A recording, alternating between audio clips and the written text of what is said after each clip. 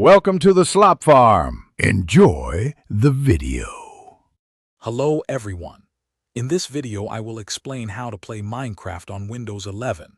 To begin, make sure your Windows 11 operating system is completely up to date. This ensures compatibility and the best performance for the game.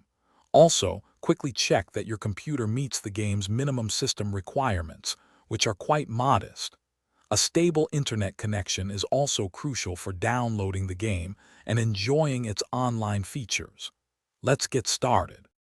The primary way to get Minecraft on Windows 11 is through the Microsoft Store. You'll want to purchase the Minecraft, Java and Bedrock Edition bundle. This fantastic package gives you access to both the Java Edition, known for its extensive modding community, and the Bedrock Edition, which offers crossplay with consoles and mobile devices. You'll need a Microsoft account to finalize your purchase and begin the download process. It's a straightforward step. Once you've purchased the game, the next step is to download the Minecraft launcher from the Microsoft Store.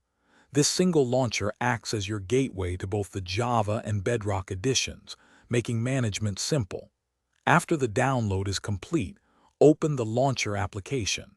You'll then need to sign in using the same Microsoft account you used for the purchase.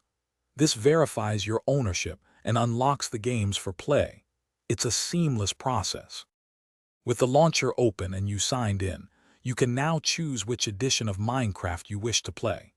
The Java edition is perfect if you love exploring community-made mods, custom maps, and unique servers.